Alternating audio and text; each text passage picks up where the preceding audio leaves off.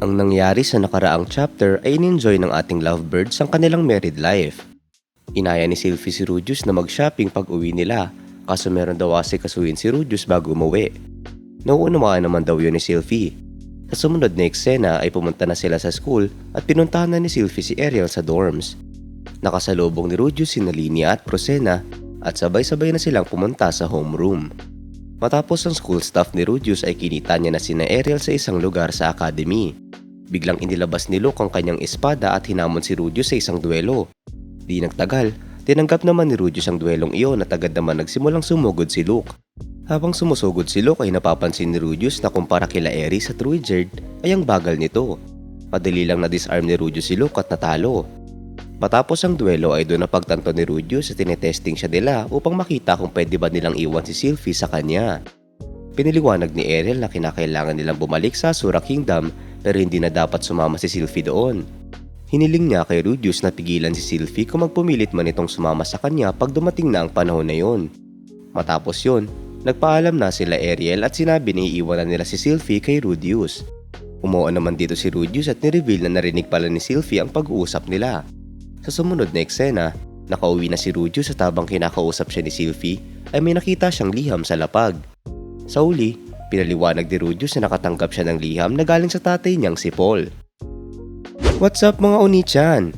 Welcome back sa ating manga review series tungkol sa Mushoku Tensei na may isang MC na 34 years old na nabuhay muli sa ibang mundo at nagpa siyang hindi sayangin ng second chance sa buhay. So, simulan na natin ang video. Pero bago tayo magsimula, shoutout nga pala sa mga Senpai tier members natin. Salamat sa solid yung suporta. At siya nga pala, kung mahilig ka naman sa mga manhwa, pwede kang manood sa isa pa naming channel na Oni-chan Tagalog Manhwa. Sa pagpapatuloy ng nakakapanabik na istorya ni Rudius sa kanyang pangalawang pagkakataon sa buhay, dumako tayo sa pagbasa niya ng liham galing kay Paul. Masaya daw itong si Paul na lumalakad si Rudius sa sarili niyang landas. Sa ngayon daw, nasa esports sila sa Central Continent at papunta na daw sila sa Bigaret Continent kung nasaan si Zenith. Siguradong narinig na daw ito ni Rudius kay Elina Liz at sumali daw si Roxy at Talhan sa pagligtas kay Zenith. Pero yung Bigaret Continent daw ang may second harshest environment after the Demon Continent. Dahil doon ay hindi daw madadala ni Paul sina Norn at Aisha sa ganong klaseng lugar kaya pinapunta niya yung dalawang iyon kung nasaan si Rudius. Nagtaka naman si Rudius kung paano pupunta yung dalawang iyon doon. Piniliwanag ni Paul na by coincidence, nakapag-reunite daw sila with a certain someone at pumayag daw iyon na i-escort yung mga bata. Kilalang kilala din daw ng taong iyon si Rudius.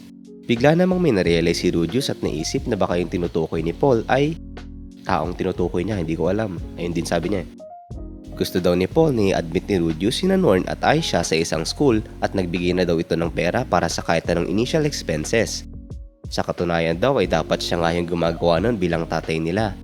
15 na rin daw si Rudius at by the time daw na matanggap niya itong letter ay 16 o 17 na siya. Talagang hopeless father daw siya no? Tanong niya kay Rudius. Pinaliwanag din dito ni Paul na hindi ganun nagkakasundo yung mga kapatid niya. Si Aisha daw ay isang genius habang si Norn naman ay isang ordinaryong bata lang. Sana daw ay mabantayan niya sila bilang kuya at hindi humantong sa hindi niya magustuhan si Norn. Sa ngayon daw ay ayun na yung gusto niyang sabihin at pasensya na daw sa pag-iwan ng lahat ng iyon sa kanya. Kapag naging smooth daw ang mga bagay-bagay ay sure daw na magkikita silang muli in 1 or 2 years. At kapag nagkita na daw sila ay magkakaroon sila ng grand celebration ng magkakasama bilang pamilya. Matapos basahin yung liham ay napangiti si Rudius habang iniisip na isa iyong liham na punong-puno ng apologies. Nagkomento si Sylvie na mukhang hindi pa nakakarating kay Paul yung liham na pinadala nila tungkol sa kasal nila. Sumang-ayon naman si Rudius at mukhang nag-reply si Paul sa liham na sinend niya bago pa siya mag-enroll. Mukhang nakita na daw nila si Zenith at hindi daw ba ay masaya na ligtas ang lahat, tanong ni Sylvie. Napatitig naman si Rudius na may tila nalulungkot na muka. Chineer up ni Sylvie si Rudius at sinabi na wag na siyang gumawa ng ganong muka. Kasama niya daw si Rudius at si Elina Liz kaya hindi daw lonely itong si Sylvie.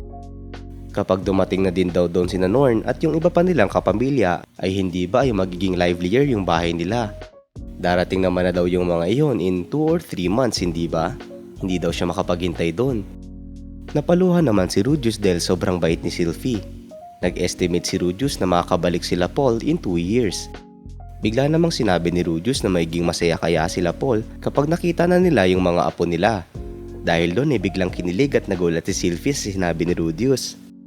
Sa sumunod na eksena, makalipas ang 2 buwan, kinongratulate ng teacher nila sila Rudius sa pag-akyat sa susunod na grade. Naging second year student na si Rudius. Kumatok si Rudius sa kwarto kung nasaan si Cliff at tinanong kung kamusta na yung research nito tungkol sa curses. Pinaliwanag ni Cliff na ever since sa sinabi ni Rudius sa kanya yung tungkol sa transferring curses into magic tools, nagsimula siyang mag-analyze ng magic items at tools para makahanap ng paraan para gawin yun. Ang hypothesis na daw bilang genius ay pareho lang ang magic items at curses. Kung ang theory daw na iyon ay tama, pwede daw siyang makagawa ng magic tool na kayang mag-negate ng curses. Inisip ni Rudius na yung magic items ay pwedeng gamitin ng isang user na hindi kayang gumamit ng magic. At ang magic tools naman ay merong magic circles na naka-inscribe sa bagay na iyon na kayang mag-produce ng effect kapag nilagyan niyo ng magic. So basically daw ba, kung ang curse na inilapat sa mga bagay ay mga magic items, then ang isang tao na afflicted by curses inflicted onto people ay isang cursed child. Sumang-ayon naman dito si Cliff. Dahil doon ay naisip ni Rudius na ang mga Miko ay beings na constantly nakakatanggap ng buffs habang ang cursed children naman ay constantly nakakatanggap ng debuffs. Napaka-enthusiastic naman daw ni Cliff sa bagay na yun. Sinabi naman ni Cliff na syempre at sa katunayan, si Elena Liz daw ay iba sa inaakala niya. Nabigla naman si Rudius at inisip na in love at first sight itong si Cliff na para isa iyong shoujo manga scene, kaya na disillusion daw kaya ito. Pinaliwanag ni Cliff na mas nakakaawang tao pa si Elena Liz kaya sa ini-imagine niya, kaya sigurado siyang aalisin niya yung curse noon. Hindi man daw si Elena Liz ang pinapangarap niyang babae, pero bilang daw iyon na mahalin siya, at bilang believer daw ng Millie's faith ay meron siyang tungkulin na pasayahin iyon. Kaya magiging mabuti daw kung tutulungan siya ni Rudius. Pagkatingin niya kay Rudius ay tila bumubuhos na yung mga luha nito kaya napatanong siya kung ano yung problema. Habang umahagulgol ay piniliwanag ni Rudius na siyempre naman at kung meron daw siyang kahit anong magagawa ay sana hayaan siya ni Cliff na tumulong. Nung sinabi ni Cliff na wag na siyang maging formal ay agad na tumanggi si Rudius. Speaking of naman daw, sabi ni Cliff, kamusta daw si Sanova? Pinaliwanag naman ni Rudius na nasa research lab iyon habang dinidecipher yung librong nakita nila sa mansion at kinukuskus daw nito yung pisngi nun sa doll.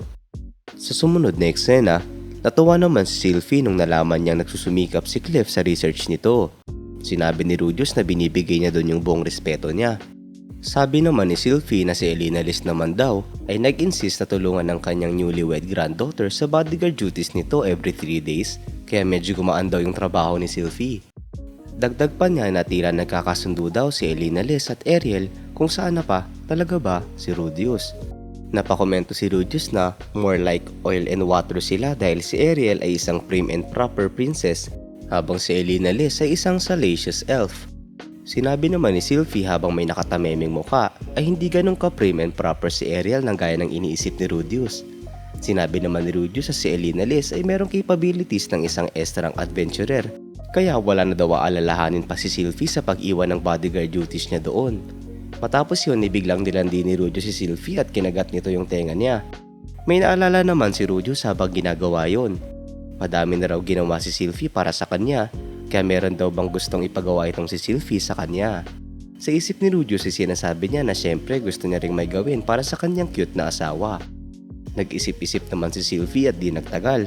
Tila seductive na sinabi ni Sylvie na meron siyang gustong ituro si Rudius sa kanya. Sa sumunod na eksena, napapa, yes, just like that. Handa ka na ba Sylvie dahil eto na ako? Napapa, okay naman dito si Sylvie. Di nagtagal, nireveal dito na disturb magic lang pala yung tinuturo ni Rudius kay Sylvie dito. O mga green-minded, huling-huli sa akto. Tinuro dito ni Rudius kay Sylvie kung paano gumamit ng disturb magic. Nagawang mapigilan ni Sylvie yung water ball ni Rudius kung saan pinaliwanag ni Rudius na ganun lang at ipagpatuloy lang nito i-disrupt yung mana ng water ball niya ng ganun. Kapag napasabog niya daw iyon ay nagawa na ni Sylvie ang disrupt magic. Gayunpaman, kahit anong pigil ni Sylvie ay hindi niya napasabog yung water ball ni Rudius. Ginawa namang inumin ni Rudius yung tubig na hindi napasabog ni Sylvie at tinasar ito. Talagang kailangan mo ng sandamakmak na concentration para makagamit ng disturb magic, no? Tanong ni Sylvie. Parang ang unfair naman daw nun dahil kapag ginamit iyon laban sa mage, ay wala na iyong magagawa. Pinaliwanag naman ni Rudius na isa iyong move na ginamit ng isa sa mga 7 great powers. Nung tinanong naman ni Sylvie na kilala ba iyon ni Rudius, piniliwanag ni Rudius na si Nana Hoshi ang may kilala sa mga yon. Sigurado daw mag-aalala si Sylvie kung sasabihin niya na muntik na siya mamatay kaya hindi niya na iyon sasabihin. Sinabi na lang ni Rudius dito na parehong iyon at yung Disturbed Magic ay isang sikreto. Wala din naman daw siyang magagawa laban sa 7 Great Powers kung lumabas man yun. Nauunawaan naman daw ni Sylvie na isa iyong sikreto. Naalala naman ni Sylvie na nag-aaral si Rudius ngayon ng Healing Magic kaya sinabi niya na pwede niyang turuan si Rudius ng Advanced Healing Magic. Tuwang-tuwa naman pumayag si Rudius dito at sinabi na malaking tulong iyon dahil hindi niya kayang mag-perform ng Chantless Magic. Sa sumunod na eksena ay tila walang magawa si Rudius sa sinugatan niyang daliri. Hindi naman daw iyon naiiba sa ibang Chantless Magic, sabi ni Sylvie. Nagtaka siya dahil kahit matapos marinig kay Sylvie yung theory at putting into practice nito ay hindi iyon gumana. Tinawa na naman siya dito ni Sylvie at sinabi na medyo gumaan pakiramdam niya dahil may mga bagay pa rin na hindi kayang gawin si Rudius. Napapout naman dito ang ating bida. Sa uli, inulit-ulit nila yung Chantless Healing Magic habang inaasar ni Sylvie si Rudius. At dyan nagtatapos ang videong ito. Sa tingin nyo, magagawa na kaya ni Rudius ang Chantless Healing Magic? Darating na kaya sina Norn at Aisha sa bahay nila? Write your comments down below. Kung gusto mo pa ng iba pang anime at manga reviews, huwag kalimutang mag-like and subscribe para maging updated ka sa mga susunod na bagong videos. Oni-chan?